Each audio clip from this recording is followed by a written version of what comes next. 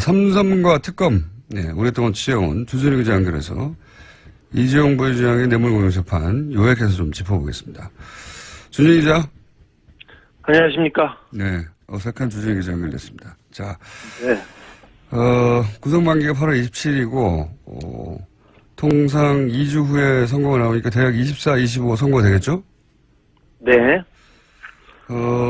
제가 이제 물어보고 싶은 건 오랜 시간 삼성을 취재해왔는데, 삼성 취재원도 꽤 있는 걸 알아요. 이번 재판 네. 관련해서 삼성이 크게 중간에 당황하거나 한 적이 있습니까? 그런 순간들? 문영표 전 장관이 그 실형을 받았을 때 놀랐고요. 그리고 청와대에서 캐비넷에서 문건이 나왔을 때 놀랐습니다. 근데 가장 크게 놀란 것은 정유라가 법정에 나와서 이재용 부회장에 반하는 진술을 했을 때였습니다. 그때 삼성 측과 그리고 최순실 측에서 불출석 사유서를 내고 그리고 막으려고 사람을 동원하기도 했었거든요. 그런데 정유라가 등장했을 때 삼성은 패닉이었습니다.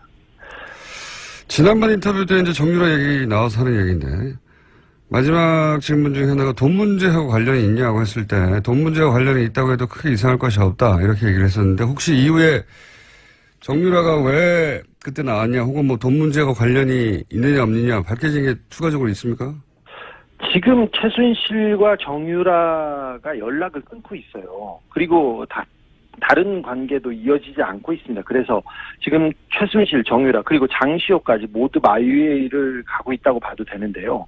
각자의 이익에 따라서 움직입니다. 그러니까 경제적 이유가 가장 클 거라고 봐도 뭐 무방한데요. 지금 돈 문제나 그런 문제가 지금 상태에서는 별 문제가 없이 그냥 수면 아래로 가라앉았는데 언제든 다시 떠오를 겁니다. 그 문제로. 특검 가서 정유라 씨가 돈 문제가 있다 이런 걸 밝힌 건 없습니까? 비슷한 얘기를 하긴 했으나 그게 뭐 핵심 쟁점은 아니었습니다. 특검에 가서 돈 문제가 뭔가 있긴 있다는 말을 하긴 했다. 예. 네. 가족 간에. 그리고 이 뇌물죄, 특히 재벌이 연루된 뇌물죄 경우는 결정적 증거가 과거에도 안 나왔기 때문에 결국 포괄적 뇌물 수수라고 하는 법리가 나왔어요. 예. 이 재판 기간 중에 이재용 부회장의 불리한 진술 증거가 추가 나오는데 한번 정리를 해보자면 문영표 실형 나온 게 있고요. 네. 그리고 김종 전 차관의 진술도 있었죠. 대표적 진술이 뭐가 있었죠? 김종 차관이 이런 진술을 했습니다. 제가 2015년 7월 8월에 박상진, 그러니까 삼성 사장입니다. 박상진이 정유라 지원을 위해 독일로 출국할 무렵 박상진하고 통화했는데 박상진이 박근혜 대통령이 갑자기 이재용에게 정유라가 올림픽 나갈 수 있도록 지원해달라고 요청했다고 말해서 깜짝 놀랐던 기억이 있다. 결정적인 진술로 작용하고 있습니다. 정유라 이름이 직접 나와서 깜짝 놀랐다. 뭐 이런 얘기 했었죠. 그렇죠. 예, 정유라를 도와달라고 했어요. 예. 그리고 정유라가 특검에 와서 진술한 내용 중에 혹은 뭐 법정에 진술한 내용 중에 특별히 불리한 내용은 뭐가 있었습니까? 삼성에? 이재용 부회장 측은 최순실 씨가 독일에서 말들을 사고 교환하고 이런 거에 대해서 전혀 삼성은 몰랐다고 얘기했는데 정유라 씨가 법정에 나와서 삼성이 말 세탁 관련해서 그 과정을 몰랐을 리가 없다. 다 알고 있었다. 이렇게 얘기했습니다. 그래서 굉장히 난처해졌습니다. 청와대 문건 나온 것 중에 혹시 법정에 제출됐거나 한 것 중에 이 언론이 제대로 보도되지 않았는데 불리한 내용은 또 뭐가 있었습니까? 캐비넷에서 나온 문서 이름이 아예 삼성 경영권 승계 지원이라는 자필 메모였고요. 그래서 청와대가 얼마나 도와주고 있는지 정확하게 써 있습니다. 그거 말고는 지금 보도되지 않은 것 중에 장충기 미래전략실 차장의 문자 메시지가 있습니다. 문자 메시지요? 예, 빼도 박도 못할 스모킹건입니다. 사실 뇌물을 주고 인증샷 찍지 않지 않습니까? 그래서 직접 증거, 결정적인 증거는 없습니다, 사실. 근데 정황상 증거를 다 따져야 되는데 이번 뇌물 사건처럼 증거가 많은 경우가 드뭅니다. 재벌 관련해서는 이 정도면 굉장히 많이 나온 거라고 얘기들 하는데, 자. 네. 지금 이제 장충기 전 사장 핸드폰 문자 얘기했는데, 장충기 전 사장 핸드폰 문자 관련 보도가 있긴 있었는데, 구체적인 문자가 내용이 뭔지는 자세히 보도된 적이 없어요. 근데 네. 그 부분을 한번 핸드폰 문자 내용 파악이 되어 있는 것 같으니까 물어보자면 우선 장충기 사장 역할부터 여쭤보죠. 장충기 사장은 삼성에서 어떤 역할을 했습니까? 장충기 사장은 미래전략실의 사장급 임원이었는데 정보와 대관 그러니까 정부 부서를 관리하는 그런 업무를 했습니다. 민관 할 때 대관. 그렇습니다. 네. 정보와 정부를 담당했었다. 예. 네. 자, 그러면 이 장충기 사장 핸드폰에서 아마 특검 수사 과정에서 밝혀진 것 같은데 장충기 사장 핸드폰에서 나온 문자들이 어떤 게 있습니까? 좀 구체적으로 짚어보자면. 이재용 부회장과 박근혜 대통령의 독대 관련된 내용이 있는데 청와대 내부자가 이렇게 문자를 보냅니다. 청와대 내부자 누굽니까? 지금 지금 그 내부자는 밝혀지지 않았는데 비서실 혹은 민정실의 최고위급 인사로 생각됩니다. 이렇게 문자를 보냅니다. 장 선배님 불쑥 죄송합니다. 오늘 11시 BH 회동 관련해 참고하세요. 그렇게 해서 문자를 쭉 보냅니다. 그리고 다른 분이 아무래도 지금 VIP가 가장 중요한 게 노동개혁이니까 그에 대한 협조를 밝히면 좋아할 것 같습니다. 이렇게 얘기를 하고 대통령 휴가에 대해서 얘기합니다. 사실 2015년 7월 25일에 그 대통령한테 보고된 삼성 말씀 자료가 있는데 그 내용에 이 문자가 다 포함되어 있습니다. 그러니까 이 코치대로 얘기했다고 할 수도 있죠. 그리고 지금 얘기한 거는 청와대 내부의 고위 관계자가 삼성의 장충기 사장한테 대통령 독대를 할 때 요런 점들을 참고해라. 네. 라고 문자를 미리 보내서 코치를 했다는 거죠. 네. 그렇죠. 청와대가. 정확하게 그대로 그래서 그 독대 때 그 내용이 다뤄졌습니다. 그러니까 이 얘기를 할 수 있는 사람들이 몇 명 없는데 민정수석실 고위층 아니면 경제수석실 고위층 아니면 비서실장 이 정도인데 누가 보냈는지는 밝혀지지 않았습니다. 그리고 청와대 내에서 간 문자고 이것은. 예. 네. 그리고 국정원 기조실장 사실 기조실장은 국정원의 내부 살림을 하고 인사를 총괄하는 2인자라고 볼 수 있는 그런 사람인데 이분이 계속해서 장충기 그러니까 삼성의 정보 보고를 해왔습니다. 어떤 문자를 했습니까? 엘리엇이라는 그 회사가 나와서 삼성의 합병에 걸림돌이 됐을 때 이렇게 보냅니다. 이현수입니다. 엘리엇은 1977년에 어디에서 시작됐고 자산이 어느 정도 됩니다. 그래서 한국은행 홍콩에서 관리하고 있는 내부 상황은 철저하게 통제되어 있는데 제가 더 알아보고 자세한 것은 나중에 보고하겠습니다. 이런 문자를 보냅니다. 또 이런 문자도 보냅니다. 복 많이 받으셨습니까? 지난해에는 사장님의 회사의 지원으로 우리나라가 안정되었지 않았나 생각합니다. 감사드립니다. 또한 자료는 아주 유용하게 활용되고 있습니다. 이 또한 감사합니다. 올해도 변함없이 이렇게 하면서 이현수 배상 이렇게 올립니다. 그러니까 정보 보고를 받고 있고 국정으로부터 이 국정기조실장이 삼성 사장 민정실 사장에게 정보 보고를 했다는 거죠. 네. 정보 보고를 했고 또 정보를 받아서 그 국정원에서 활용하고 있다는 게 보입니다. 그리고 대법관에 가겠다는 한 후보자가 장 차장한테 이런 문자를 보내기도 합니다. 하창우 대한변협 회장이 거품을 누르고 저를 비토하여 2시간 경론을 벌이다가 저와 진보 측 변호사를 패키지로 낙마시키는 걸로 봉합됐다고 합니다. 그러면서 자기 상황을 계속해서 보고하는데 대법관이 되려는 사람이 삼성의 눈치를 보고 있는 게 적나라하게 나옵니다. 그러니까 대법관 되려는 사람이 미전실 사장한테 자신의 인사와 관련해가지고 여러 가지 청탁 문자를 보냈다? 네, 그렇습니다. 검찰. 예. 그리고, 예상치 못하는 거네. 예. 사실 삼성이 검찰 고위직과 법관 고위직 인사를 한다고 알려져 있습니다. 그런데 그런 모습이, 그런 상황이 적나라하게 나옵니다. 하나만 더 보겠습니다. 임채진 전 검찰총장 기억하시죠? 예. 네, 이분이 이렇게 문자를 보냅니다. 임채진이네. 그동안 건강하게 잘 지내셨는가? 이번 토요일 미팅 계획대로 예정됐지? 그러면서 자기 사위 날더러 꼭 좀 갈 수 있도록 자네에게 부탁해달라고 하네 그려. 그러면서 인사청탁을 합니다. 뭐라고요? 어디를 갈 수 있게 꼭 부탁한다고요? 인도에 예.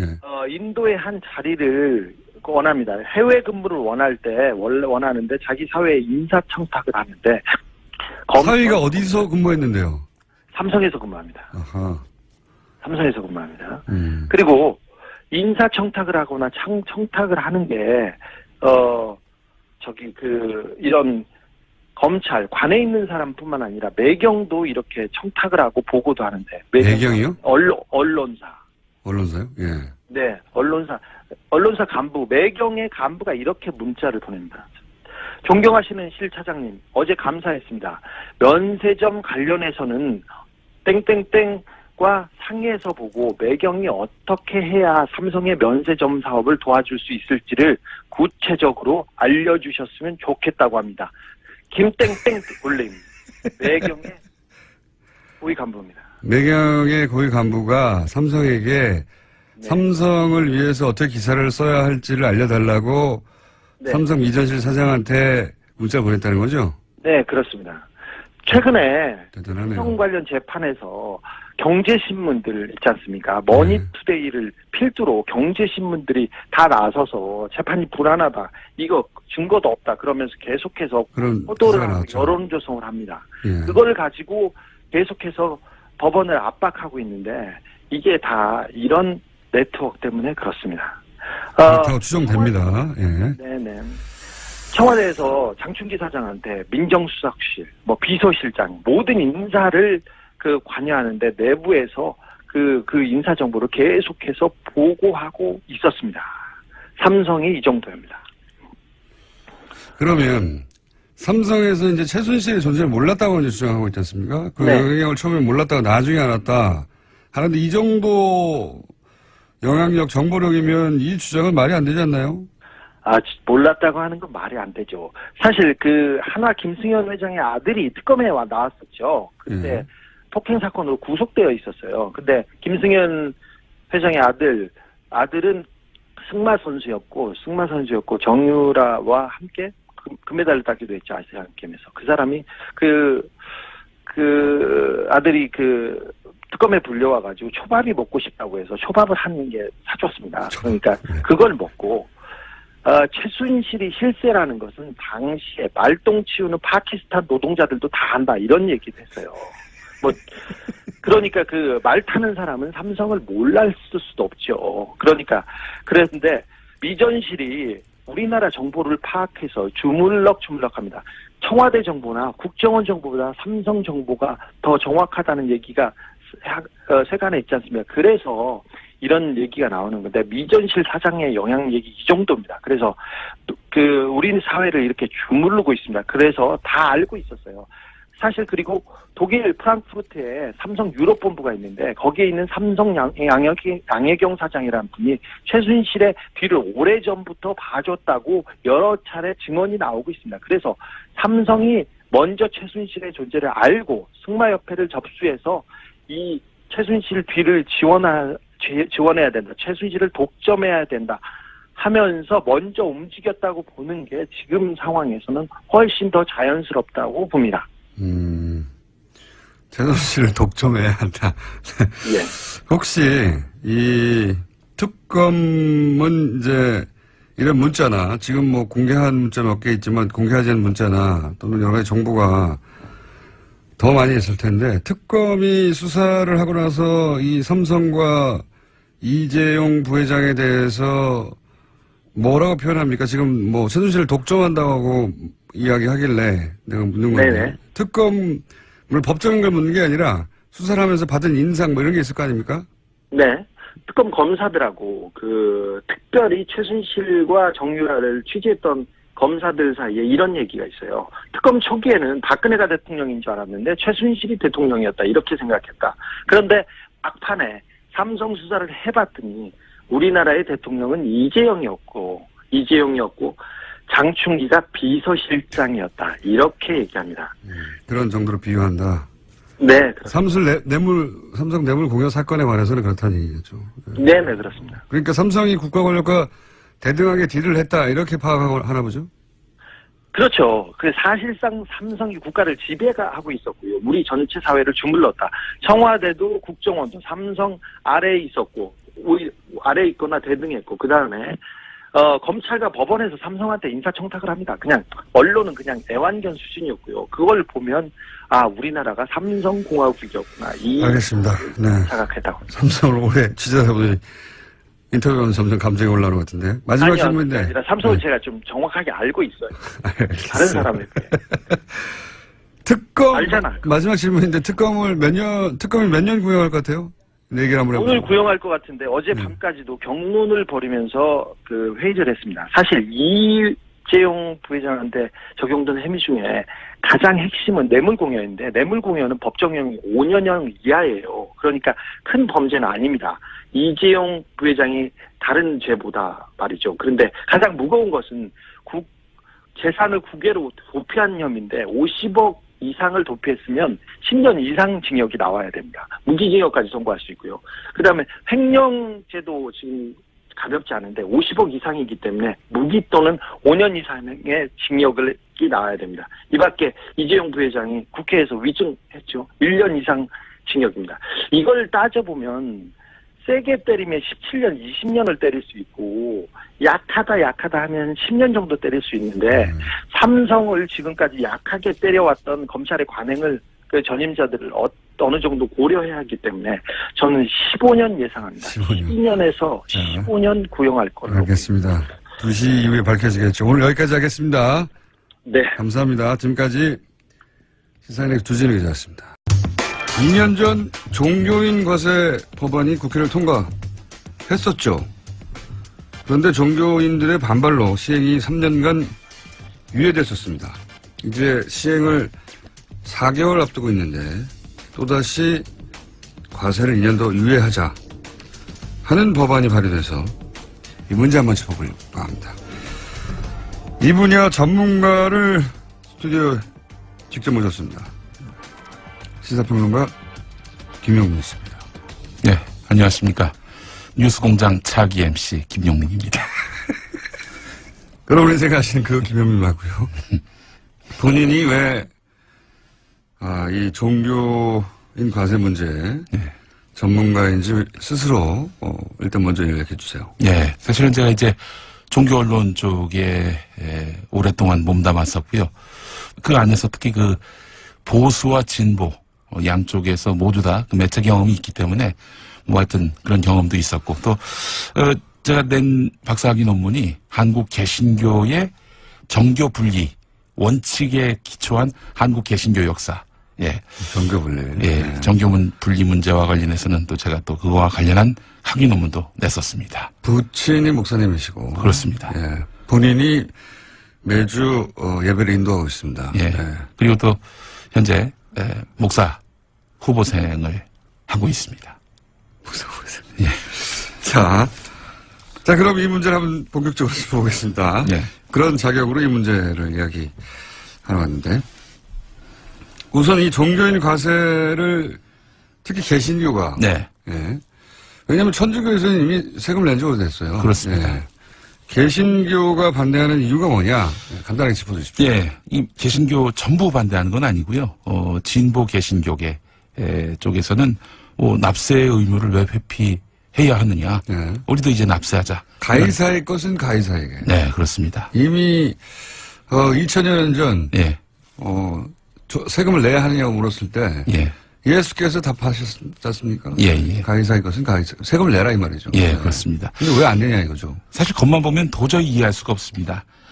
국민의 의무인 납세를 안 하겠다는 게 과연 정상입니까? 국민이면 다 세금을 내야죠. 국민이 세금을 안 내면 누가 세금을 내겠습니까? 현행 법 체계를 보더라도 국가가 세금을 안 거둘 뿐이지, 목사님, 스님, 신부님, 교무님, 이런 분들한테 세금, 내지 마십시오. 이런 내용의 법 조항이 없습니다. 그러니까 그냥 법에 근거 없이 봐주는 거잖아요. 지금. 그렇습니다. 네. 이게 일제강점기 이후로 봐주고 있는 양상인데 박정희 대통령 시절에 한번 거두려고 했었어요. 그러다가 또 여러 가지 이유로 미뤄지다가 당시에는 보수 기독교계의 정권 차원에서 도움이 필요했었기 때문에 그랬다고 치고. 네, 그렇습니다. 근데 이제 보수 개신교계, 일부 개신교계의 반대 논리, 세금을 못 내겠다. 이런 논리를 보게 되면 도저히 납득하기 어렵습니다. 무슨 논리죠, 원래? 목사한테 그 근로소득세를 물다니 목사가 근로자인가? 목사가 노동자인가? 예전에 뭐 교사가 노동자인가? 이런 그 시비를 걸었던 그런 정부도 있었는데 어떤 목사님은 더 나갑니다. 일반 교인이 근로소득세를 떼고 헌금을 냈는데 그 헌금으로 사례금을 받는 목사가 또 근로소득세를 내면은 이건 이중과세다. 이런 주장을 펴고요. 요즘엔 좀 더 진화된 논리가 나왔습니다. 뭐냐면은 좋다. 목사가 근로소득세를 내면 교인들이 목사한테 주어야 할 특근수당이 이만저만이 아니다. 특근수당. 예, 그런데 철야 기도회 이거 밤샘 근무 아닙니까? 그리고 새벽 기도회 이것도 새벽 근무란 말이죠. 게다가 일요일 휴일 아닙니까?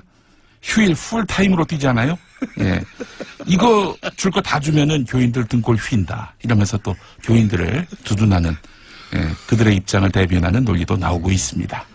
이런 논리들이 사실은 논파되거나 반박된 지가 오래됐어요. 네. 이미. 그걸 여기서 반복할 필요는 없을 것 같고. 네. 목회자들이 소득세 납부를 꺼리는 가장 근본적인 이유가 뭐냐요. 근본적인 이유가 잘 알려지지 않아가지고. 예. 그러니까 사실. 대부분 이런 특근수당 같은 굉장히 특이한 논리 들이대면 사람들이 웃는단 말이죠. 예. 웃긴 웃는데 진짜 이유를 모르니까 개신교 전체가 사실은 욕을 먹는 경우가 있어요. 그 무기 로비스트 일광그룹의 그 이태규 회장이라고 혹시 이름 기억하십니까? 압니다. 예. 예, 교회에 기부해가지고 예. 비자금을 처리했던. 일명 클라라 회장이라고. 예. 이분이 예전에 그런 일이 있었어요. 지금 기독교 대한성결교회 본교회라는 교회의 장로인데 이 교회의 회사 간부가 본교회 목사의 동생입니다. 네, 이규태 회장은 이 교회에 헌금을 내는 척하면서 비자금을 조성한 혐의가 있어요. 헌금을 내고 그 헌금부터는 예. 헌금을 내는 순간부터는 블랙홀이에요, 블랙홀. 추적이 안 되니까. 예. 그다음부터는 어떻게 돌려받는지 모르는 거죠. 예. 그래서 교회를 이용해서 10년 동안 100억이 넘게 돈 세탁을 했다는 예. 그런 혐의를 받았고요. 말씀하신 대로 교회에 헌금을 내면 그 돈이 어디로 어떻게 돌아가는지 이 자금 흐름을 파악할 수가 없습니다. 또 하나 사례가 있습니다. 명성교회. 명성교회. 대한예수교 장로회 통합 측 교회인데 모릅니다. 아마 세계에서 그 가장 큰 장로교회일 겁니다. 저기 명일동 쪽에 있는데 여기 김사만 담임 목사가 1,000억대의 비자금을 조성했다. 라고 하는 이야기가 있어요? 이 주장을 제기한 언론인이 있습니다. 그리고 이 비자금을 관리하던 장로가 비관해서 스스로 목숨을 끊었다. 이런 주장입니다. 좀 무서운 스토리가 있네요. 스스로 목숨을 끊은 건 사실입니다. 예. 그래서 이 주장을 제기한 언론인을 상대로 해서 교인인데 김사만 목사 쪽에서 고소를 했습니다. 그래서 소송까지 갔는데 결과는 이 교인이 처벌을 받게 됐지만 법원이요 판결문에다가 1,000억보다는 적은 800억대의 비자금의 존재를 인정했습니다. 오. 예. 비자금 인정되긴 됐네요. 그렇죠. 목사의 비자금은 대부분 800억밖에 안 되는데 왜 1,000억이라고 했냐. 이걸로 처벌을 받았어요? 그럼? 세부적인 내용은 이야기하면 굉장히 긴데 요컨대 목사의 비자금은 대부분 교회로부터 나왔을 것이고 교회 수입은 곧 헌금 수입 아니겠습니까? 그렇죠. 이렇게 네. 목사님이 또 딴 주머니 차시는 그런 일도 발생한단 말이죠. 네. 이건 자, 이제 유명한 사례들이고. 그렇습니다. 그러니까 지금 이야기의 방향성은 교회를 통해서 예. 우리가 모르지만 특히 뭐 대형교회가 돼야지 뭐 헌금 액수 그 정도 커지겠죠. 네, 그렇습니다. 일부 대형교회를 통해서 그런 검은 돈들이 흘러가거나 혹은 뭐 깔끔하지 못한 돈들이 있을 수 있다. 예. 있을 수 있다. 그 헌금이 불투명한 자금 흐름 또 심지어 범죄에까지 오용되는 현실이 만연해 있음을 알 수 있는 거 아니겠습니까? 목사님도 모를 수도 있어요. 뭘 모르냐면 네. 헌금은 헌금이지 거기에 꼬리표가 붙어 있지 않잖아요. 예, 그렇죠. 그러니까 그 돈이 애초에 어떻게 형성됐는지 모를 수 있고 네. 다만 목사님이 모를 수 없는 부분이 뭐냐면 그거를 헌금하고 끝나버리면 네. 그 현금이죠. 네. 근데 이게 돌아갔다는 얘기잖아요. 예. 그래야 이게 소위 비자금이 되는 거니까. 예, 예. 그다음부터 목사님 모를 수가 없죠. 게다가 또 이제 교회에서 헌금을 교인들이 낼 때 주로 현금으로 내지 뭐 카드로 한다든지 뭐 할부로 한다든지 이런 일은 거의 없단 말이죠. 그래서 사실은 헌금을 카드로 하면 되겠다, 앞으로 그러면. 그런 교회도 사실은 없지 않습니다. 계좌로 요즘 그래요? 이체하는 방법도 있는데, 예, 뭐 사실 뭐 편의성을 위해서 뭐 교인들의 편의를 위해서 네. 그렇게 할 수도 있다고 저는 보는데, 투명성을 위해서. 네. 그래서 이런 은행들이 네. 교회를 무척 좋아했습니다. 옛날에. 아하. 왜냐하면은 매주 현금이 이렇게 융통이 되니까. 네. 아주 큰 교회는 한 주에, 그러니까 이 교일에 14억의 현금이 헌금으로 매주. 거치는. 예. 네. 이름을 대면 어떻게 됩니까? 대단히 큰 교회라고 말씀드리겠습니다. 이름을 대면 어떻게 되냐고. 이름을 대도 상관은 없습니다. 네. 됩시다, 그럼. 여의도 순복음교회가 그랬습니다. 그런데 이제 흥미로운 거는 예. 조용기 목사가 거기 오랫동안 담임 목사를 했지 않습니까? 네. 조용기 목사가 설교를 하는 날은 이제 14억이 들어오고 평균. 이제 다른 목사, 그러니까 조 목사가 이제 해외로 출타하거나 그러면은 한 절반 정도 들어온다는 거예요. 이 이야기는 조용기 목사의 큰아들이 국민일보 노조위원장에게 했던 말이기도 합니다. 예. 네. 예. 근거가 있는 이야기입니다. 그런데. 예. 그러면은 지금 한 얘기하고 이 소득세 납부를 하지 않는 것과 연결성이 있다? 연결되는 고리가 있다? 그렇습니다. 이런 자금 흐름이 불투명한 그 교회를 비자금 돈 세탁의 어떤 창구로 활용할 가능성이 높다는 그런 정황들을 제가 설명드렸잖아요. 이런 와중에 목사님이라고 치고. 예. 이런 와중에 목사님에게 근로소득세를 문다면 당연히 목사의 수입이 제대로 신고되고 있는 건지 신고되지 않는다면 교회 내의 자금 흐름이 어떠한지 세무 공무원들이 관심을 갖지 않겠어요? 아, 그러니까 교회를 대상으로 한 꼭 비자금이 있어서가 아니라 예. 제대로 소득세를 내고 있는지에 대해서 예. 교회 회계를 들여다볼 수가 있고 그렇습니다. 그러면 말하자면 세무조사를 할 수도 있고 조세 포탈이 짐작된다면 아무래도. 그러니까. 예. 그래서 이 세무조사까지 가게 된다면은 이거는 교회로서는 아주 최악의 상황이라고 판단하고 있는 거예요. 그래서 그러니까 이제 국가가 세무조사 권한을 근본적으로 가지는 걸 싫어한다. 네, 그렇습니다. 대형 교회들은 예. 꼭 거기에 비리가 있어서라기보다는 예. 그 비리의 사례도 있지만 예. 근본적으로 교회 회계 장부를 들춰보는 걸 싫어한다. 네, 그렇습니다. 이때까지 마음대로 했었는데. 네. 그래서 사실은 이제 이 보수적 기반의 교회 연합단체장들이 하는 얘기가 목회자 과세는 교회를 파괴하려는 음모가 있다. 이렇게 주장하고 있는 겁니다. 아니 세금 내면 되죠. 사실 여의도 순복음교회 조용기 목사 같은 분은요. 이미 1973년 여의도 순복음교회가 여의도로 왔을 때 그전에 서대문에 있었는데요. 73년 올 때부터 본인을 포함해서 소속 부목사들 전원이 다 근로소득세를 내고 있습니다. 자, 여기서 이제 오해 소지가 있으니까 모든 교회가 무슨 기부 헌금을 통해서 비자금을 조성했다는 게 아니라 예. 대형 교회에 그런 사례가 있었고 네. 그리고 목사님들이 근본적으로 대형 교회 경우에 예. 싫어하는 것은 교회의 살림을 남들이 들여다보고 예. 그리고 자신의 어떤 돈 씀씀이 이게 올바로 쓰였는지 아닌지 예. 그걸 국가가 들여다볼 수 있는 권한을 가지는 게 싫다. 예. 세금 일부 내는 게 싫은 게 아니라 그렇습니다. 그게 더 근본적이다. 예, 예. 큰 교회일수록 네. 큰 교회일수록 돈 씀씀이가 복잡할 수 있죠. 예. 예. 설명하기도 싫은 거고 그게. 그래서 뭐 여러분들 뭐 이런저런 그 교회의 추문들 나오는 거 보면 되게 돈 얘기 아닙니까? 자금 흐름이 투명했다면 이런 일들이 거의 없었겠죠. 자, 거기까지는 어느 정도 이해했어요. 네. 또 대형 교회 지금 계속 거론하는 게 대형 교회 중심인데. 예. 대형 교회에서 반론이 있으면 저희가 얼마든지 받아들입니다. 예. 모든 대형 교회가 그렇다는 게 아니고 모두 다 비자금이 있어 그렇다는 얘기는 전혀 아닙니다. 예, 뭐 그 교회 안에서도 보수 교회 중에서도 이렇게 여의도 순복음교회 같이 보수로 좀 분류되는 측면이 있지 않습니까? 이렇게 납세의 의무를 이행하는 교회도 분명히 있다는 점을 말씀드리고요. 자, 그러면 정치인들이 한 30명 가까이 네. 유예하자는 법안 발의에 동참했는데 뭐 대부분 기독교인들이겠죠. 예. 이거는 아무래도 본인 표를 의식한 거겠죠? 아무래도. 그렇습니다. 김진표 의원이 지금 총대를 메고 있는데 네. 이분이 그 수원중앙침례교회 장로입니다. 예. 구체적이기도 하라. 네. 재미있는 부분이 네. 뭐냐면은 그 네. 교회에 남경필 집사도 다니고 있습니다. 두 분이 지난 2014년 네, 지방선거 때 경기도지사 네. 그 후보 간 경쟁을 원래 벌이지 큰 않았습니까? 교회는 이렇게 양쪽 다 다녀요. 예. 거기 표가 많아서. 그렇습니다. 네.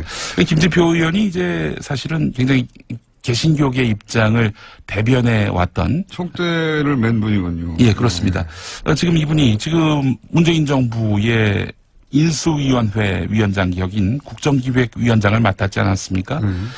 국정기획위원장을 맡았을 때도 종교인 과세 문제에 대해서 신중해야 한다 이런 입장을 표명했다가 논란이 있었고요. 결국에는 이제 문재인 정부가 종교인 과세 계획대로 이행하겠다 이런 입장을 밝혔어요.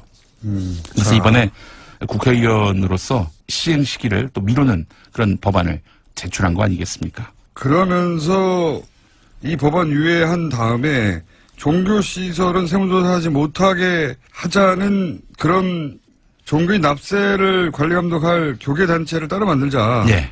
이런 주장도 했어요. 그러니까 그렇습니다. 이게 연결되는 거죠. 세무조사가 무섭다는 게. 예. 일반인들은 사실은 잘 모르는 대목인데. 예. 교계 이렇게 대형교회 중심으로 세무조사를 세무당국이 종교단체는 하지 못하도록 하자. 예. 이런 주장을 하고 있어요, 실제로. 예. 그래서 그런 주장이 받아들이지는 않았지만 하고 있다는 거죠. 이런 건 어때요? 과세 시행령 매뉴얼에 보면 세부 내용이 명시되어 있지 않기 때문에 예. 이 세부 내용을 다 만들고 나서 하자. 네. 또는 뭐 2단 사이비 종교가 우리 세금 낼 테니까 종교를 인정해달라. 네. 그럼 어떡할 거냐. 네. 이런 것도 새로운 논리들이거든. 아이고, 제가 봤을 때는 그 얘기가 다 그 얘기예요. 한마디로 세무조사 하지 않게 해달라. 결국은 다 그거. 다 그걸로 귀결이 되는 내용들인데요. 김진표 의원이 사실은 이제 경제부총리를 지냈던 분이기도 네. 하고, 소시적에는 세무서장도 지냈습니다. 그래요? 예, 세무관계에 정통한 분입니다. 영월 세무서장 지냈어요. 예. 그 당시에 그래서 일화도 있는데. 그래서 더더욱이 또 이런 총대를 매게 됐구나. 그렇습니다. 그 맥락을 잘 알고 있는 거죠. 그래서 교계가 지금 무엇에 대해서 반대하고 있는지. 그래서 저는 김진표 의원이 종교인 과세 자체를 반대한다고 보진 않습니다. 다만 그 시기를 유예하면서 그 그러면서 사이에. 그 안에 교계가 반발하지 않을 만한 그런 시행규칙을 만들어서 예를 들어서 종교기관에서 뭔가 이 조세 포탈에 그런 냄새가 난다. 그럴 경우에는 세무서가 직접 가서 세무조사하는 것이 아니라 종교기관 예컨대 보수 개신교계 같은 경우에는 뭐 한기총이라든지 이런 단체 혹은 뭐 교단에서 실제적으로 종교인 납세 조세 포탈한 것이 있는지 판단하게 만들고 그렇게 해서 결국엔 납세하게끔 만드는 중재기관을 두자. 이런 이야기를 하고 있는데 글쎄요. 이거는 뭐 말이 안 된다고 보는 게요. 예. 우리나라는 돈도 종교예요. 예. 그럼 재벌들이 탈세할 때 재벌들끼리 모여가지고 전경련이 그러니까 중간에 단체 만들겠다. 예. 그런 주장하는 거 마찬가지라고 봅니다. 예. 그래서 사실은 이런 어떤 특혜를 또 만들어내는 거 아니냐라는 비판의 또 측면에 있습니다. 알겠습니다. 오늘 여기까지 짚어봤습니다. 지금까지 바로 김영민 씨입니다. 예. 감사합니다. 아니 근데 평소에 딴 분들은 다음에 또 한번 모셔서 상세히 또 이야기를 더 들어보도록 하겠다. 그런 얘기 하지 않으셨습니까? 저는 다음에는 다른 분을 모시도록 하겠습니다. 수고하셨습니다. 감사합니다. 적폐 청산의 길목마다 나오는 이름이 있다. 이런 말들이 요즘 있습니다. 바로 이명박 전 대통령인데요. 자, 이 이명박 전 대통령과 최근에 지속적으로 등장하고 있는 댓글 사건을 비롯해서 적폐 청산의 길목 마주치는 이 현상 한번 짚어볼까 합니다. 저희가 이분을 소개할 때 이렇게 소개했었습니다. 이명박 정권 탄생의 1등 공신이었으나 그 혜택은 입지 못하고 집권 초기에 이미 밀려난 분이다. 네. 그래서 풍운하라고 제가 했었습니다. 정두원 전 의원 연결됐습니다. 안녕하십니까? 네, 안녕하세요. 네, 오랜만입니다, 의원님. 네, 그렇습니다. 최근에 댓글 사건에 자꾸 이제 이명박 전 대통령 이름이 거론되다 보니까 네. 이런 이야기를 측근에서 했다고 보도된 게 있습니다. 선을 지켜라. 정권이 100년 가는 줄 아느냐. 네. 이런 말을 했다고 하는데 이 일부 측근의 의원님은 들어가지 않으시죠? 글쎄, 측근이 누군지는 모르겠는데 뭐 그런 말 할 수도 있겠죠. 네, 뭐 측근으로서는 할 수 있는 말이죠. 예. 예, 왜냐면 아무래도 칼끝이 MB를 향하고 있는 것 같으니까 저도 그런 생각이 드는데요. 이번 사건에 대해서는. 그쪽으로 향하는 것 같다. 뭐 많은 사람들이 그런 생각을 하긴 하는 것 같습니다.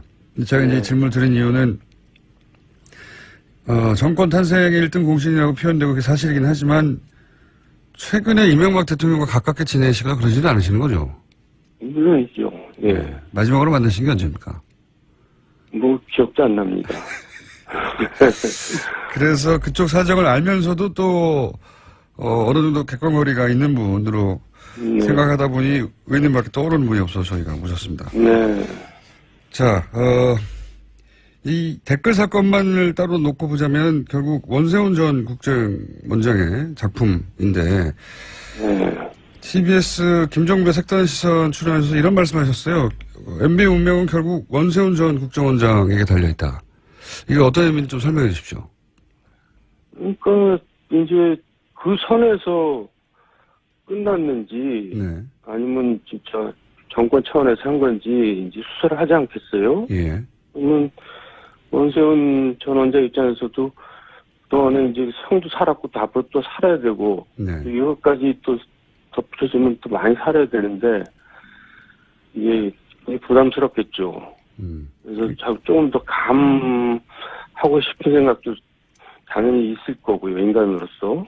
그러다 보면은 어떤 태도를 취할지 저도 참 귀추가 주목되는데요. 그러니까 이걸 보고 했느냐, 예. 예. 지시를 받았느냐라는 예. 질문에 아니다, 내가 다 했다. 예. 라고 하느냐, 아니면은 뭐 일부 보고한 것도 있다. 에 따라서 만약에 이제 일부 보고했거나 알고 있었다 이렇게 얘기가 되면 결국은 이명박 전 대통령까지 갈 수밖에 없을 것이다. 그래서 운명이 거기 달렸다. 이렇게 말씀하신 거죠? 그렇죠. 그러니까 상식적으로 생각하면 이제 보고를 했다고 볼 수밖에 없거든요. 상식적으로. 그런 내용을 예. 보고를 안 했겠어요. 근데 이게 어떤 자세를 가지고 있을지 저도 잘 모르겠어요. 사실 뭐 말씀하신 대로 이게 이제 그 당시만 지금에야 뭐 큰 문제가 됐지만 그 당시만 하더라도 몰래 해낸 자신의 공이었단 말이죠. 네. 예, 그렇죠. 그러면은 뭐 자신의 직속상관 유일한 직속상관에게 자랑했으면 해직을 몰래 감춘다는 게 더 이해가 안 가는 일이라 보고했을 법한데. 그러니까요. 근데 그렇게 밝힐지 안 밝힐지 네. 이 많은 사람들이 궁금해하는데 원세훈 전 국정원장은 어떻게 발탁이 된 겁니까 당시에? 그러니까 저하고 이제 제가 서울시 부시장 할 때 그 상수도 사업소장도 하고 경영관리실장도 하고 이제 서울시에 쭉 있던 분이에요. 예. 근데 뭐라 그럴까 뭐 국정원장 뭐 그때 행자부 장관 발탁할 때는 뭐 그럴 수 있다고 생각했는데 국정원장으로 발탁할 때는 저희들도 너무나 깜짝 놀랐어요. 왜 놀라셨습니까? 왜냐면 전혀 어울리지 않는 사람이거든요. 그러니까 이제 그런 정무적인 감각이나 이런 거는 전혀 없는 사람이고 별명이 뭐 잘 알려져 있지만 원따로거든요. 그러니까 그냥 뭐 굉장히 혼자서 이렇게 뭐 활동하고 혼자서 판단하고 좀 독단적이고 위에서 시키는 대로 하고 그런 사람입니다. 그러니까 국정원장 정도는 굉장히 많은 생각을 해야 되고 많은 경험을 가지고 굉장히 정치적인 입장에서도 굉장히 좀 뭐랄까 노예해야 되거든요. 근데 전혀 그런 사람이 아니거든요. 근데 어떻게 발탁이 됐죠? 그러니까 이제 MB 인사의 특징은 뭐냐면 적재적소는 전혀 아니고 전문성이나 이런 건 고려하지 않고 모든 건 다 내가 알아서 하고 내가 시키는 대로 그냥 잘하는 사람이 이제 최고라고 생각하는 인사죠, 보통 인사가. 그러니까 시키는 대로 잘하거든요. 그러니까 발탁을 한 것 같아요. 그러면은 이거는 물론 의원님 의견으로 된다는 보장은 없지만 당연히 네. 밝힐까요? 이 분의 성향상? 글쎄요. 근데 어쨌든 그런 걸 떠나서요. 예. 국정원장이 이제 좀 전에 얘기했지만 뭐 정치 공작을 하려면 수준이 있는 공작을 해야지. 기껏해야 사람들 모아놓고 댓글이나 달고 앉았고 이게 진짜 남의 나라 저 국정원 그런 기관에서 보면 얼마나 웃기겠어요. 저것들은 진짜 되게 한심한 나라다, 뭐 한심한 기관이다 그렇게 생각할 거 아니에요. 저는 그런 점에서 정말 창피하다고 생각해요. 정치 국내 정치에 개입하는 것도 뭐 잘못된 거지만은 그 수준이 웃긴다 이거죠. 맞습니다. 네. 그렇게 생각하시는 분들 많았고. 근데 이제 일부 측근이 100년 가는 줄 아느냐. 라고 말한 대목은 아마도 이것을 정치 보복이라고 봐서 이런 반응을 한 것 같습니다. 그러면서 이제 가만히 있지 않을 수도 있다. 이런 말도 했거든요. 가만히 안 있으면 뭘 어떡하겠어요. 힘도 하나도 없는 사람들이. 그러니까 그런 이제 얘기는 뭔가 겁에 질려서 하는 얘기인 것 같고. 예. 그리고 저는 정치 보복이라는 측면도 분명히 있다고 생각합니다. 그러니까 지금 여권이나 친노 이제 이런 입장에서는 얼마나 한이 맺혀 있어요. 그 당시 MB 정부 시절에 이제 노무현 대통령이 추사 갔다가 돌아가셨잖아요. 그러니까 한이 있죠. 저는 정치 보복이라는 면도 당연히 있다고 생각합니다. 뭐 단어 선택의 문제인데 물론 그런 감정 가진 분들이 분명히 있을 수 있죠. 예. 네. 근데 이제 보복이라고 하면은 이제 법적인 문제가 없는데 만들어서 뒤집어 씌우는 거 아니냐 이런 뉘앙스가 깔려 있다면 어쨌든 법적인 문제, 불법이 있었으면 그런 감정이 있다고 그냥 받을 수는 없는 거 아니겠습니까? 물론이죠. 그러니까 이제 그런 게 깔려 있다는 뜻에서 한 얘기고요. 네. 근데 또 MB가 굉장히 신중하고 치밀하고 굉장히 뭐랄까 의심도 많은 사람이라서 그렇게 쉽게 또 이렇게 걸려들지는 않을 거예요. 제가 볼 때는. 쉽지 않을 것이다. 네, 그 양반이 그냥 자국을 남기고 그런 사람이 아니거든요. 자국을. 의원님이 당하실 때도 그랬나요? 자국 없이. 아니, 평소에 이제 무슨 그런 뭔가 좀 부담스러운 일이 있을 때는 본인이 책임을 안 지려고 이제 굉장히 밑에다 책임을 전가시키려고 뭐 이렇게 많이 해요. 평소에도.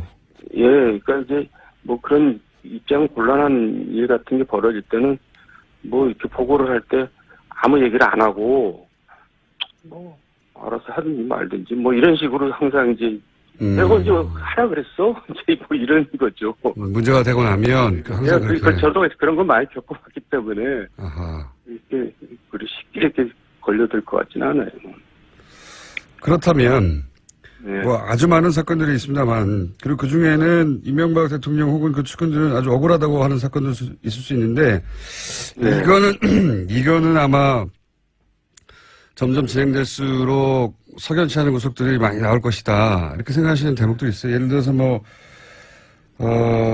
롯데 혹은 뭐 자원외교 혹은 본인이 생각하시는 여기가 좀 어렵다 하는 대목이 있습니까? 사건? 그러니까 사대강, 네. 자원외교, 방산 이쪽은 박근혜 정부 때 뒤질만큼 뒤졌거든요. 박근혜 정부가 이명박 정부에 대해서 굉장히 뭐라 그럴까 정말 호의적이지 않고 거기도 뭐 정치보복적인 성격이 많았거든요. 수사를 하면서. 근데 이제 나오지 않았으니까 그걸 뭐 지금 와서 캔다 해서 저는 별로 나올 것 같지는 않고요. 다 턴지는 않은 것 같긴 한데 어쨌든 그렇게 생각하시고 예. 예, 다만 롯데 이제 타워 부분은 괜찮은 점이 많죠. 그때 굉장히 청와대 차원에서 전방위적으로 압박을 가했거든요. 공군이나 이런 군에 대해서. 저 기무사령관, 병호식장까지 동원되면서 그냥 막 군인들을 회유 설득하고 뭐 그랬거든요. 이 사안은 의원님이 좀 자세히 아시지 않습니까? 뭐 많이 알려져 있죠. 실제로 그렇게 했으니까요. 그러니까 군이 반대하는 것을 기무사부터 여러 기관을 동원해서 군을 압박해가지고 천사하도록 만들었다. 예. 거기까지는 어느 정도 알려져 있고 의원님도 주장하셨고 그런데 이제 그냥 롯데가 좋아서 이뻐서 그런 게 아니라 원래 이명박 대통령 스타일상 주고받는 게 있지 않았겠습니까? 그렇게까지 했다면? 아니 그러니까 그거를 이제 투자 활성화 차원에서 그걸 했다고 그러는데 투자 활성화 차원에서 하는데 뭐 이렇게 청와대가 나서서 국가안보실까지 나서서 이렇게 압박을 가고 그러냔 말이에요. 그건 좀 심한 거죠. 뭔가 무리를 한 거죠. 그렇게까지 무리를 했던 이유는 뭐라고 추정하셨습니까? 그때 당시? 그러니까 이제 거기까지만 얘기하겠습니다. 제가 내용 붙인 것도 없이 무슨 얘기를 하겠어요. 하여튼 그때 당시 이거 단순한 투자 활성화 때문에 이렇게까지 하는 거는 너무 이상하다 이렇게 생각하셨다는 거죠? 네, 그건 너무 이상했어요. 네. 뭐가 뒤에 심했어요. 네. 그렇다고 뭐 뒤에 정확한 거래가 어떻게 있었다라고까지는 말할 수 없지만 여기는 이상하다. 그걸 제가 어떻게 알겠어요. 저한테 뭐 알 정도로 하겠어요. 그때는 이미 최측근이 아니셨기 때문에. 아니 최측근이라도 그런 건 모르게 하죠. 그걸 어떻게 알게 해야. 이명박 대통령 스타일이 그렇습니까? 최측근들도 다 서로 모르게 합니까? 그건 누구나 다 마찬가지죠. 무슨 만약에 거래가 있었다면 그걸 알게 하는 사람이 어디 있어요. 이명박 대통령이 예를 들어서 혼자 다 하진 않았을 거 아닙니까? 누군가 시켰을 거 아닙니까? 이런 일들 누가 했나요? 모르십니까?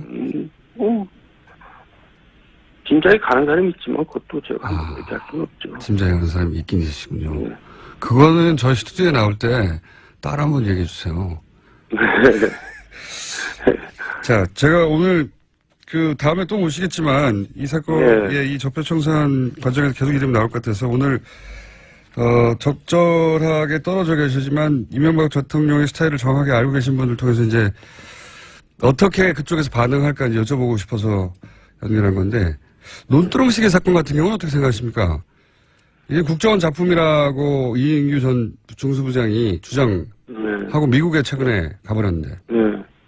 그게 제가 사실을 모르니까 뭐라고 얘기는 할 수가 없죠. 근데 어쨌든 국정원에서 하는 일들이 그렇게 좀 이상한 일들을 많이 했어요. 당시 이명박 전 대통령이 노무현 전 대통령에 대해서 어떻게 생각을 했나요? 어떤 인식을 가졌나요? 쉽게 해서 광우병 사태 때 이제 촛불 시위 때 많이 당하지 않았습니까? 예. 그걸 당했다고 생각을 했었겠죠. 그리고 촛불이 노무현 전 대통령 측의 작품이라고 생각했었던가요? 그러니까 그 세력이 이제 결국 이제 주동을 했다고 생각을 하는 거고, 또 그거를 부추긴 인간이 있었어요. 그 당시에 뭐 국세청장인가 하는 인간이. 아하, 예.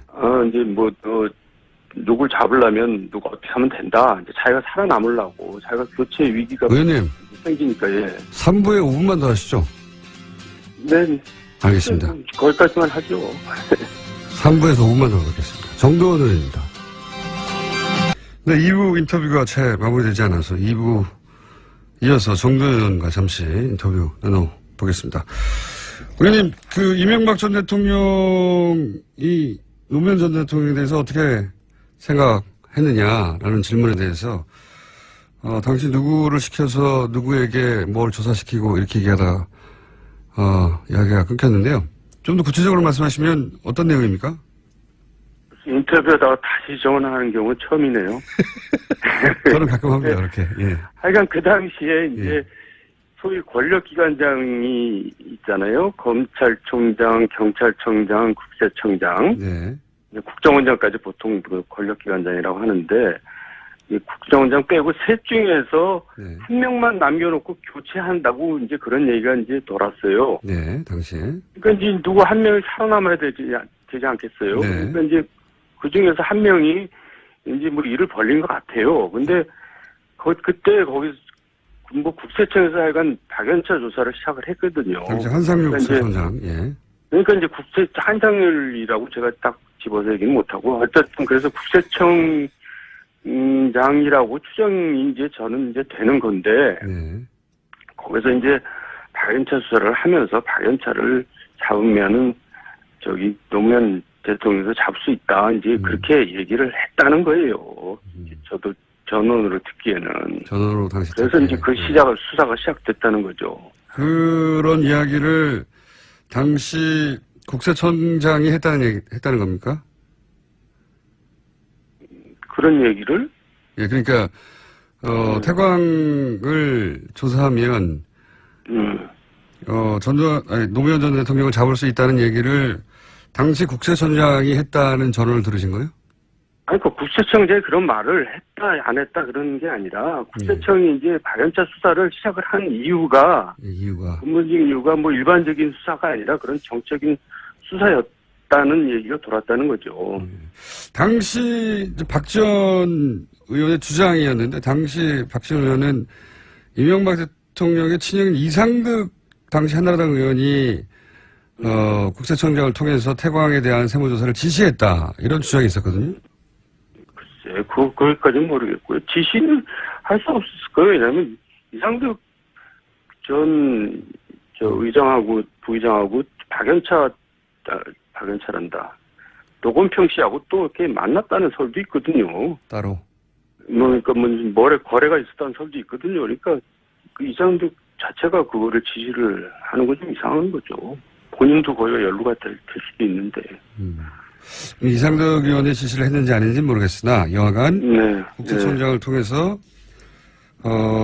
태광을 털면 노무현 전 대통령 관련이 나올 것이다 하는 이야기가 그때 당시 있었다. 예. 예. 그건 일반적인 세무조사가 아니라 정치적 목적이었다. 예. 라고 그때 당시 이야기가 돌았다는 거죠, 이미. 예, 그렇습니다. 그런데 그렇게까지 했어야 하는 이유가 뭐냐는 거죠. 제가 궁금했던 것은 왜 이명박 대통령이 노무현 전 대통령에 대해서 어떤 생각을 하고 있길래 여기 마지막 질문인데요. 어떤 그 사람 생각까지 얘기할 수는 없고 어쨌든 예. 촛불시 그 광우병 사태를 당하면서 예. 하여간 이 반대 세력이 만만치 않은 거잖아요. 시작부터. 예. 그러니까 이거를 뭔가 정리를 하고 넘어가지 않으면 국정 운영이 어렵겠다 생각을 했겠죠. 촛불 시위를 겪으면서 반대 세력의 축은 중심축은 노무현 전 대통령이기 때문에 노무현 전 대통령 반드시 제압해야 한다. 이런 인식이 당시 집권 세력이 있었다. 이런 말씀이신가요? 뭐 그런 추측을 해본다는 거죠.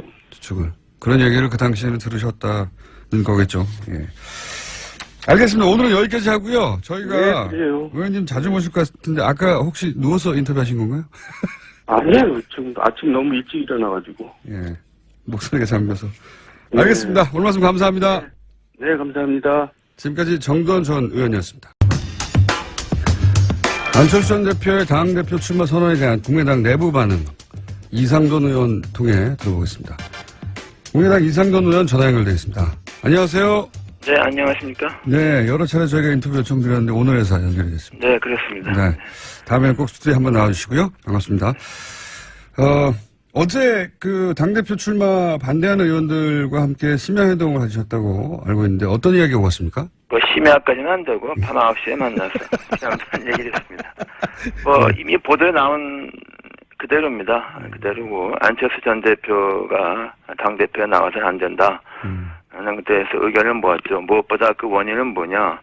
이번 전당대회는 임시 전당대회다 말이죠. 박지원 의원이 대표직을 내놨죠. 대선 패배 책임을 지고 그래서 하는 것인데 대선 패배에 대한 책임을 볼 것 같으면 박지원 전 대표보다 10배, 100배나 많은 안철수 전 대표가 대표직 나오겠다는 것은 이건 어불성설이다. 뭐 그런 데 대해서 의견 일치를 모았습니다. 네.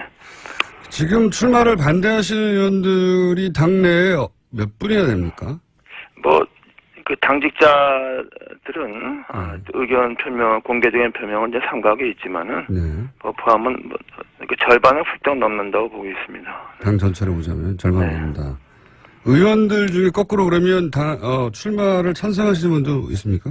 뭐 적극적으로 또 뭐 그 지지를 처음부터 말했던 의원은 사실 이원주 의원 한 사람뿐이었고 또 이제 자신이 생각하기에 안철수 전 대표 때문에 국회의원이 됐다고 생각하는 몇 사람들은 뭐 그래도 도와되지 않느냐 뭐 이렇게 보고 있는데 저는 참 그런 거 우스다고 봅니다. 국회의원이 되면은 그 헌법 기관인데 그 자기가 독자적인 판단을 해야지 뭐 나는 안 대표 때문에 국회의원 됐으니까 뭐 뭐라도 도와야 된다. 그건 우스다고 생각합니다.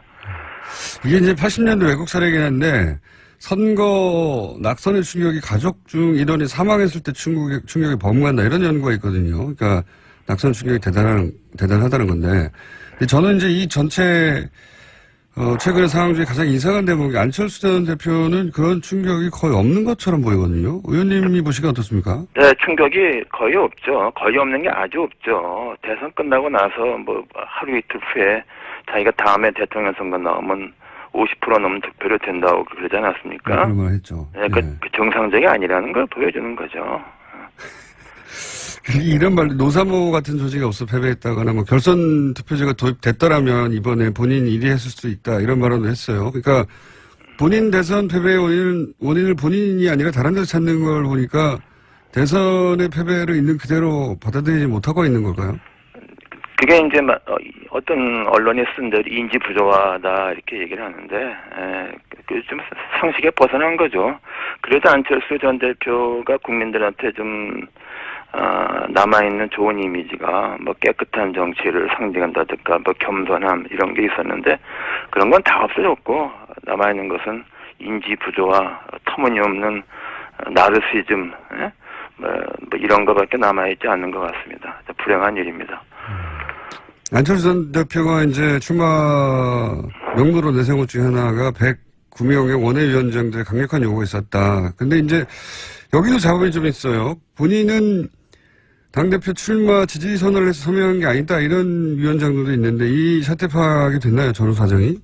네, 아직은 뭐 정확히 파악은 안 돼 있으면 저는 뭐 대충 심증이 있죠. 그 얘기가 좀 공론화된 게 제가 그 인터뷰에서 얘기해서 이제 네, 드러났죠. 처음 네, 저는 뭐 지난번 총선이나 이런 거간에 좀 지방의 그 원외위원장 사정을 뭐 굉장히 많이 아는 사람이죠.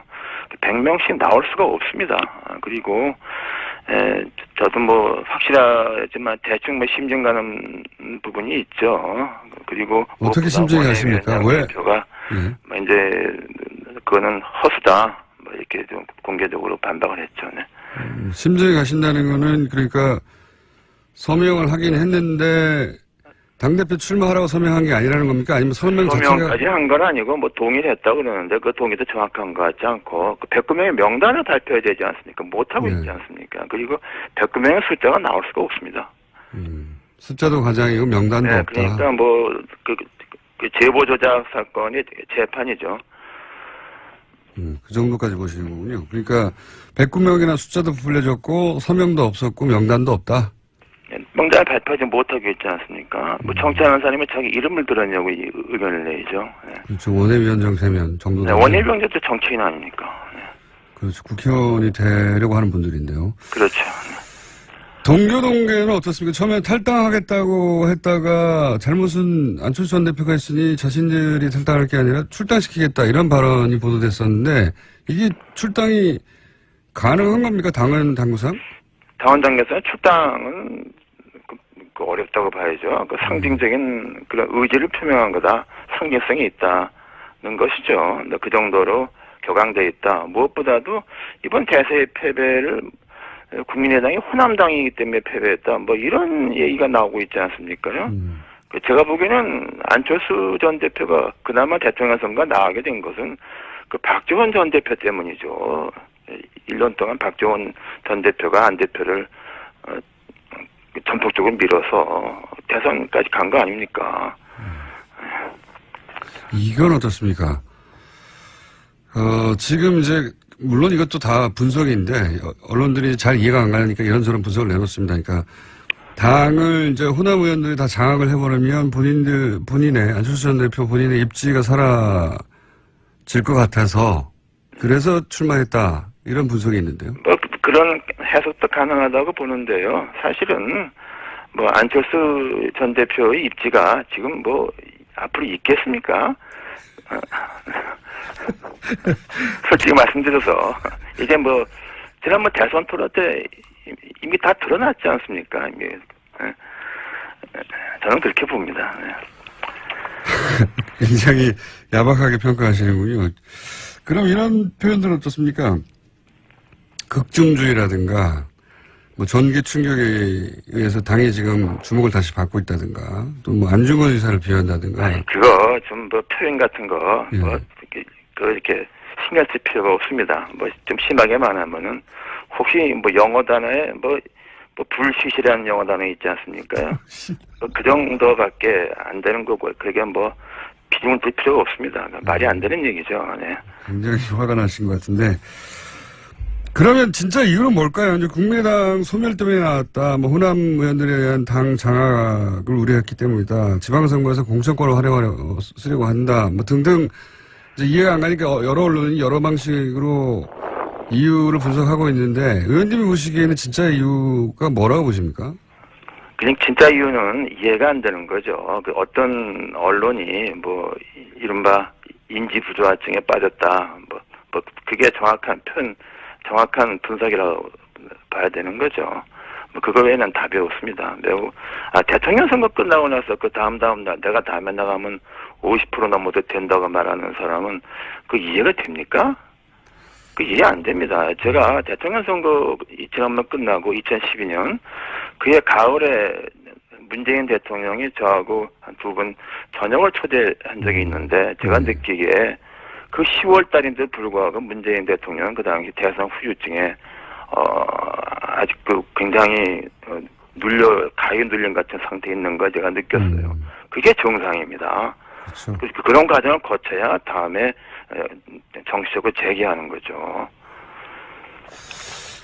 그렇긴 한데 보통 뭐 통상 큰 선거에서 지고 나면 뭐 지지자들은 울고 당사자들은 미안해하고 그러면서 한 1, 2년 정치활동하지 않다가 네, 스스로 그게 정상이죠. 네, 패배 오늘 곱씹고 뭐 그런 게 통상인데 대선 직후부터 노사모 조직을 찾고 그런 게 이상하긴 했습니다만 그게 쭉 이어지는 것 같기도 합니다. 지금 상황에서 그런데 출마는 말릴 수 없을 것 같은데 출마하게 되면 결국 그래도 안철수 전 대표가 직전에 대선 후보였고 하니까 당선될 가능성이 높지 않겠습니까? 아니, 그거는 일단에 그 정동영 의원과 천정배 의원의 거취를 봐야 된다고 봅니다. 참고 삼아서 저는 뭐 정동영 의원이나 그 천정배 의원이 당대표 되는 거를 뭐 반대하는 것도 아니지만 지지하는 것도 아닙니다. 다만 문제는 당이 이렇게 한 사람의 일종의 나르시즘에 흔들려서 이게 안 돼, 공당이 아니다.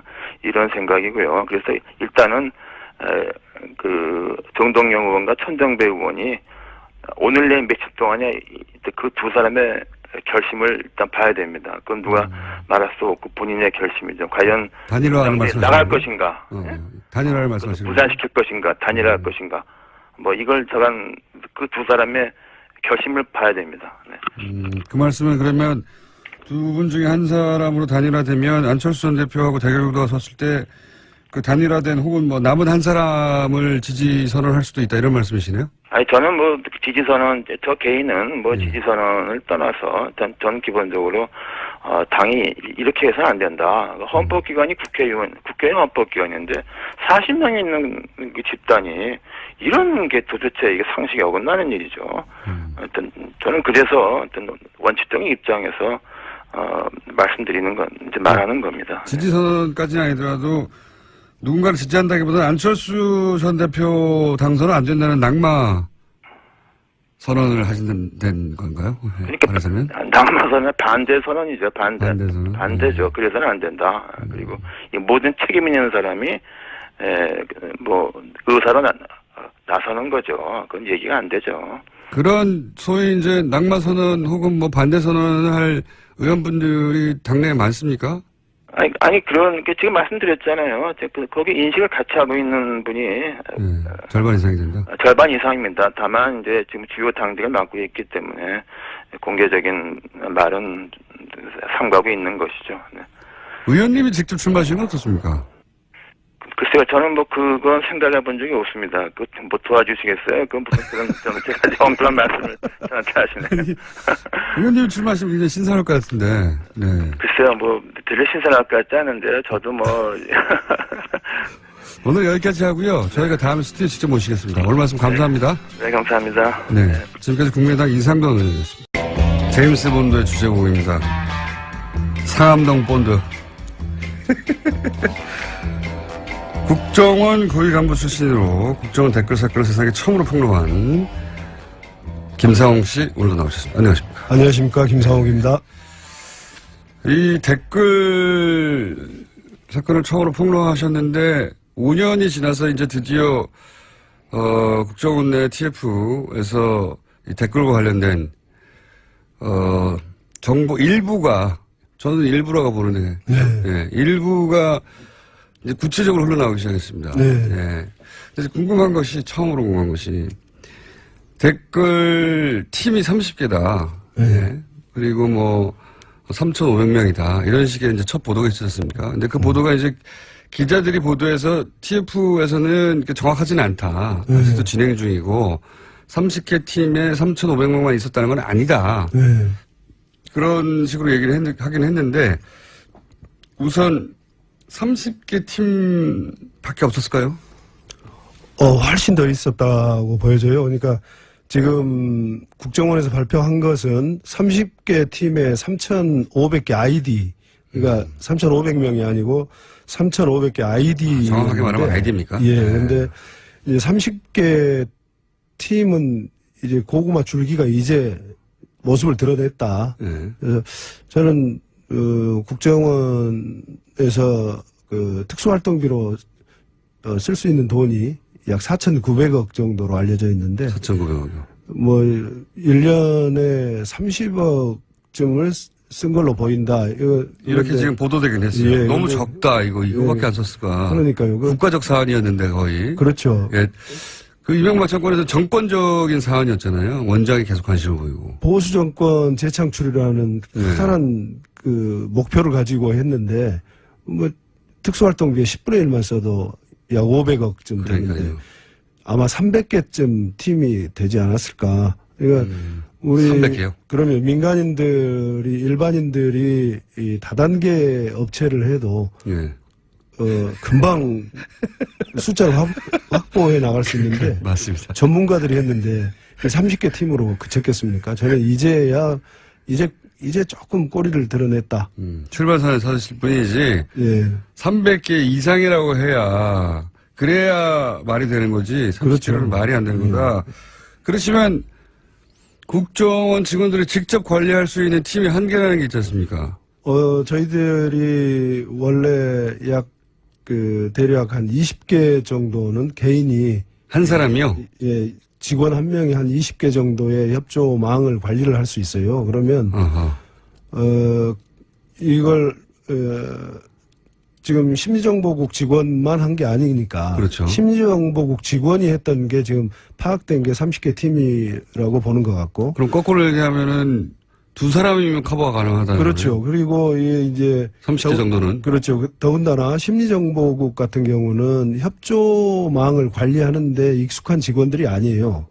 그래서 원래 이제 활동을 하던 직원들이 협조망을 이제 전문용어로 부식한다고 하는데. 부식이요? 예, 심는다는 거죠. 협조망을 그걸 심고. 국정원 내에서는 부식이라고 합니까? 협조망을 부식하고 관리하고 하는데 익숙한 직원들이 이제 국내 정보를 하는 직원들인데 수사국도 마찬가지고요. 그러면 그 직원들이 나가서 직접 지금 드러난 것 보면은 보안 각서를 진구를 했다고 그러는데 보안 각서를 받게 되면은 일반인들은 굉장히 심리적 압박감을 느껴요. 그렇겠죠. 그래서 또 자기가 무슨 굉장히 국가 안보를 위해서 대단한 일을 하는 걸로 착각을 할 수도 있고.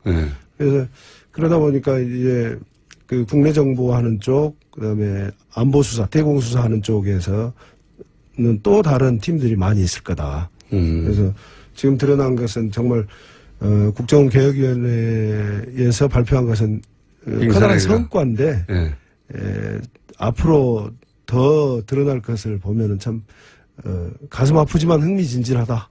빙산일각에 불과하다 이 정도는 30개 정도는 능숙한 직원이 하나에 20개 팀 정도 하니까 능숙하지 않더라도 뭐 5개, 10개는 할 수 있겠네요. 그렇죠. 예. 그러면 심리전단국 직원만 따져도 만약에 5개씩만 했다고 해도 몇백 개 아닙니까? 그렇죠. 약 70명이 나가서 하면은 350개. 350개 팀을 5개만으로 한다 하더라도. 예. 그러면 30개 팀이 나왔는데 이거는 뭐 10분의 1도 안 되는 거라고 봐도 되겠군요. 그렇죠. 원래 기본적인 국정원 직원들의 역량이나 하던 일의 패턴에 보자면, 이건 뭐. 그렇죠. 그건 정말 너무 적은 숫자입니다.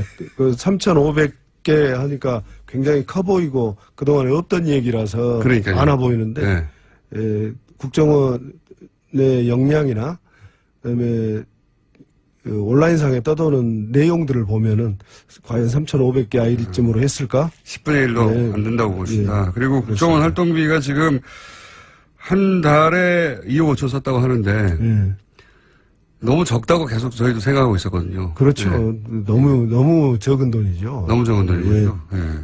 정권을 놔두고 저희들이 총력을 다했는데 한 달에 2억 5천 3억을 쓰겠습니까? 250억을 써도 모자라지 않습니까? 그렇죠. 네. 예. 그렇습니다. 이것도 역시 그러면 지금 국정원 TF가 밝혀내고 있는 건 그나마 자료가 남아 있는 일부군요. 그렇습니다. 그리고 자료가 남아있고 또 이제 개인들 직원들, 일을 했던 직원들을 조사를 했을 텐데, 현직 직원들이 이게 드러나면은 처벌받을 것을 두려워해서 아마 많이 감추고 있고 또 다른 직원, 조사하는 직원도 끝까지 밝혀내는 것이 추궁하는데 지금 조금 한계는 있을 겁니다. 국정원 내에서 하다 보니까. 그렇죠. 예. 이게 국정원 관련은 그게 어렵습니다. 국정원 내에서 국정원 직원이 다른 직원을 상대로 조사하다 보니까 항상 내부에서 이게 끝나고. 네. 그런데 또 국정원이라는 조직 자체가 외부에서 들어가서 확 다 털어버릴 수도 없는 데잖아요. 근데 지금 외부에서 들어간 게 국정원 개혁위원회 예. 정혜구 위원장을 중심으로 들어갔는데 그분들은 조사를 잘 모르시잖아요. 그래서 결국 조사는 내부 직원들이 해야 되니까 거기에서 한계가 좀 있을 겁니다. 자, 그런 한계가 있긴 있다는 전제하에서 얘기를 해보자면 당시에 국정원만 했느냐. 오늘 저희가 브리핑에서 했는데 군 사이버 사령부도 등장을 했거든요. 네. 군 사이버 사령부가 당시 댓글 다는 직원들을 뽑다 보니 전문성이 떨어져서 정작 사이버 사령부가 했었어야 할 해킹 정보들은 민간 업체에서 사온다 뭐 이런 뉴스였는데 네. 그런데 이제 사이버 사령부는 그렇다면 독자적으로 댓글을 달았겠는가. 이 사이버 사령부를 국정원에 지시한 건 아닐까. 왜 그렇게 생각할 수밖에 없냐면 댓글을 단다는 건 기조가 있거든요. 네. 중구난방으로 몇천 명이 움직여봐야 아무 도움이 안 돼요. 그렇습니다. 예. 네. 하나의 일관된 흐름이 있어서 여론이 이렇구나 하고 착각을 불러일으켜야 되니까 지휘를 해야 되거든요. 네. 제가 군을 평가제로 하는 것은 아닌데 댓글은 금방 우리 공장장님 말씀하신 대로 어떤 일관된 기조하에서 그렇죠. 또 정치 상황을 냉철하게 분석을 하고 분석된 결과를 토대로 자기들한테 유리하게 작성을 해야 되는 거거든요. 그렇죠. 보도의 작업입니다, 사실은. 군은 할 수 없습니다. 그걸 더군다나 사이버 사령부의 역량으로는 네. 단순한 기술 역량이지 거기서 정보를 분석해서 한다는 것은 말이 되지도 않고 또 통일돼서 나가야 되거든요. 그렇죠. 컨트롤 타워는 하나여야 된다. 그래서 국정원이 밖에 나와 있는 구중궁궐 청와대를 제외하고 밖에 나와 있는 컨트롤 타워 역할을 했을 거다. 그래서 군 사이버 사령부도 국정원의 지휘를 받으면서 댓글에 관여했을 거로 봅니다. 독자적으로 활동한 게 아니라 그렇죠. 지금 말씀하신 이유로 정치 분석을 해야 되니까 도대체 정치권에서 무슨 일이 어떻게 돌아가는지 내밀한 사정을 알아야 되잖아요. 네. 네. 그 사정을 기반으로 해서 요 사안 요런 댓글로 가자라고 기조를 정해야 되는데 그거는 양쪽에서 정할 수는 없는 일이니까 네. 국정원이 정했을 것이고 국정원이 정하면 그걸 사이버 사령부가 실행했을 것이다. 네. 그래서 그때 이제 댓글 사건을 제가 폭로한 이후에 국정원이 난리가 났어요. 그래서 국정원 감찰실이 그 심리정보국 직원들 차 트렁크를 막 뒤지고 했는데 그 와중에 그 논지가 몇 장이 발견이 됐다고 그러더라고요. 논지라 하면 논지가 이제 지령문이죠. 댓글을 이렇게 달아라. 아하. 그 지령문을 직원들이 가지고 가서 이제 소위 PC방이니 무슨 미사리니 오피스텔이니 가서 다 하는 건데 그게 이제 오늘의 논지가 매일매일 다르게 나간 거예요. 그래서 그러면은 논술학원인가요? 그렇죠.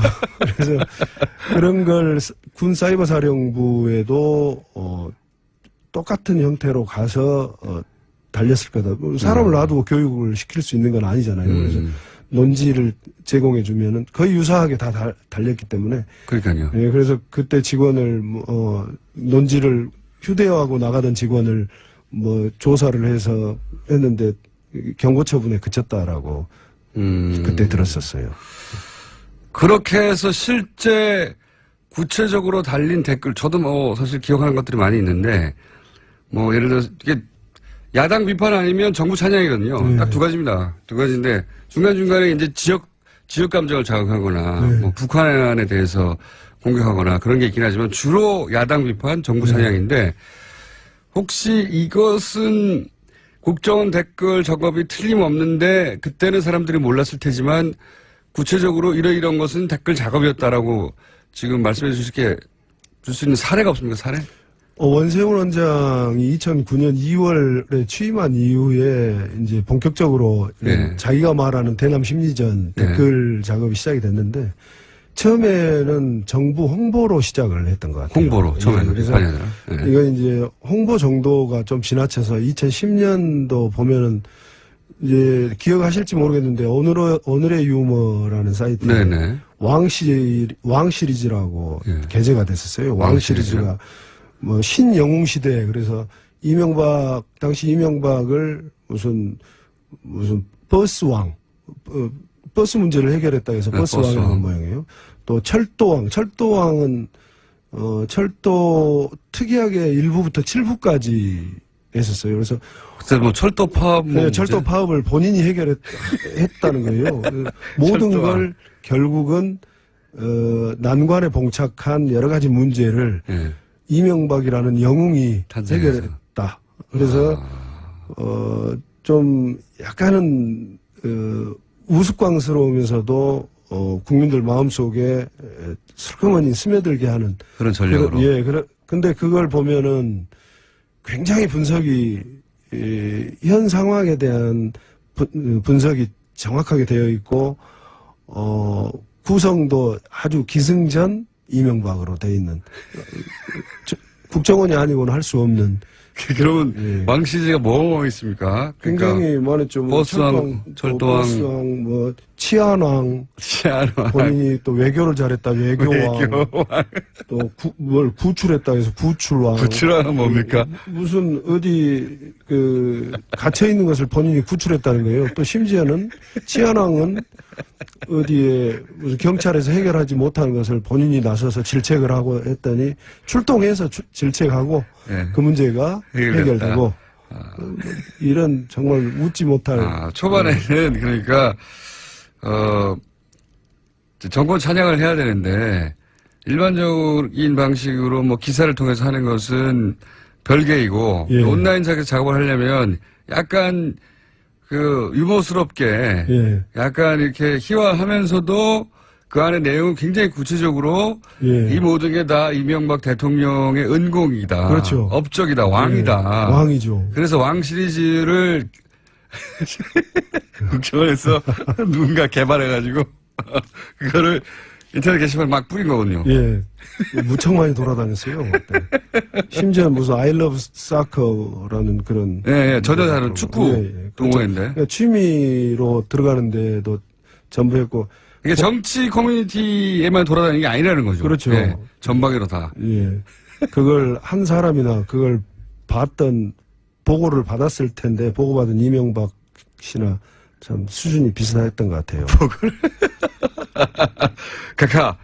카카를 왕으로 만들었습니다. 그렇죠. 예를 들어서 소말리아 해적 인질 구출 작전 성공했다 그러면 구출왕이죠. 오늘의 논지 구출왕. 쫙 뿌리고. 유치하네요. 또 한 가지는 제가 이제 며칠째 반복 얘기하고 있는 건데 뭐냐면 제가 이제 저도 2010년 초반에 이게 틀림없이 조직적인 댓글 작업이다라고 생각하기 시작했거든요. 그전에는 없던 현상들이 저는 왕 시리즈를 몰랐습니다만은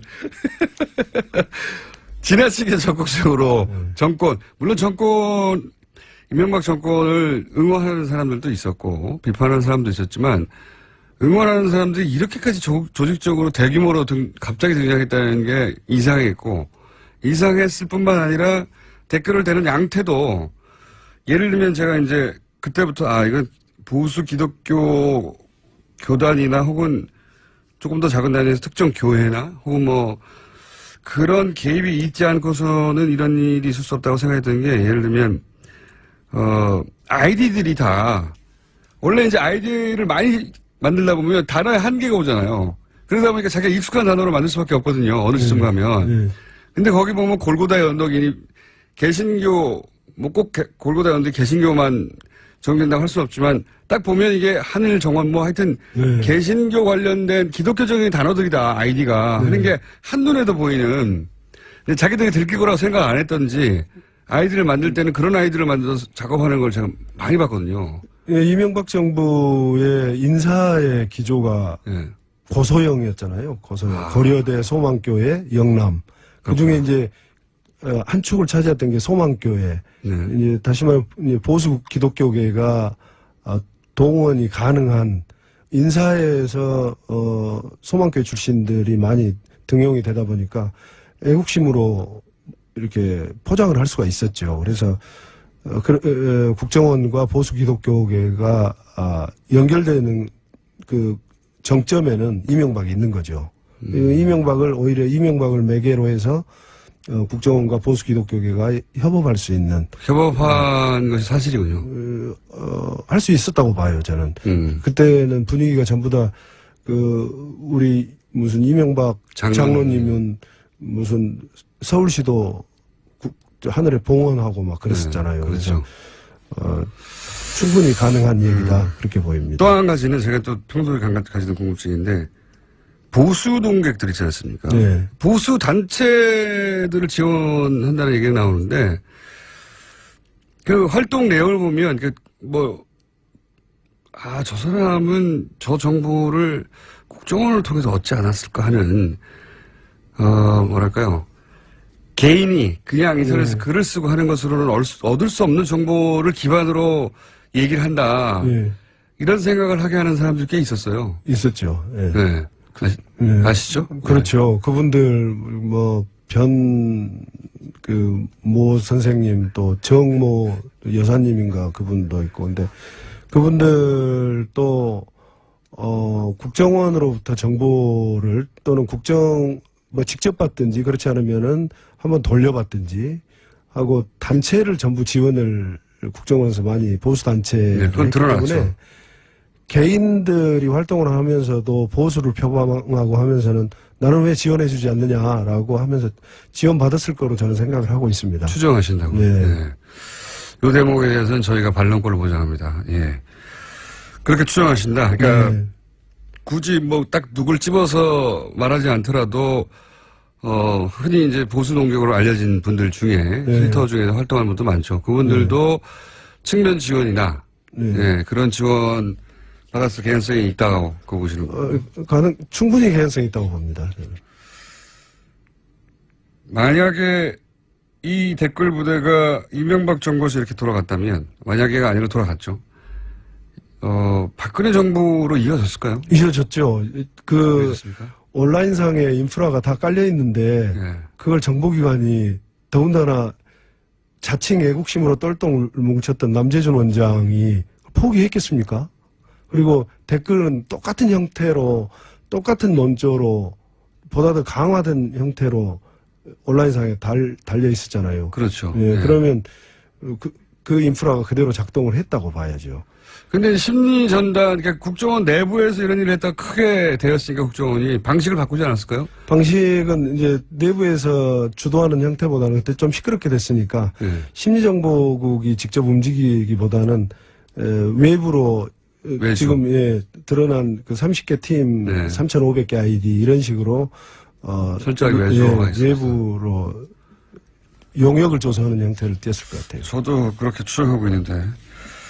자, 댓글 부대 관련해서는 이것만 하다가 벌써 시간이 다 나가서 1분밖에 안 남았네요. 원래는 오늘 이 얘기를 하고 나서 이제 원세훈 국정원장이 취임한 후에 첫 작품이 논두렁식의 사건이라고 기억하시죠? 그 노무현 대통령이 서거하기 직전에 권양수 여사가 박연차 전 회장으로부터 명품 시계를 받았는데 네. 수사가 시작되자 논두렁이 벌었다. 예.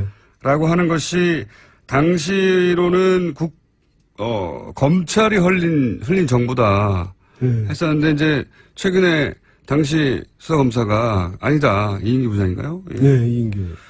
그게 아니라 국정원이 한 거다. 언론 플레이를 이런 얘기를 했었죠. 그럼 과연 국정원이 언론 플레이 했느냐 이 얘기를 오늘 해보려고 하는데 결론부터 먼저 말씀해 주시자면 왜냐하면 시간이 없으니까 언론 플레이를 했겠죠. 그리고 그 언론 담당만 한 게 아니라 법조 담당, 언론 담당 개별적인 이제 정보를 수집하는 거고 그걸 종합해서 나가야 되거든요. 그렇기 때문에 국정원 수뇌부가 전부 다 회의를 통해서 결정하고 내보냈을 거다. 그렇게. 요 자세한 내용은 다음 주에 다루겠습니다. 눈두렁시계 사건. 오늘도 재밌었습니다. 네, 감사합니다. 네, 사감동 의원이었습니다.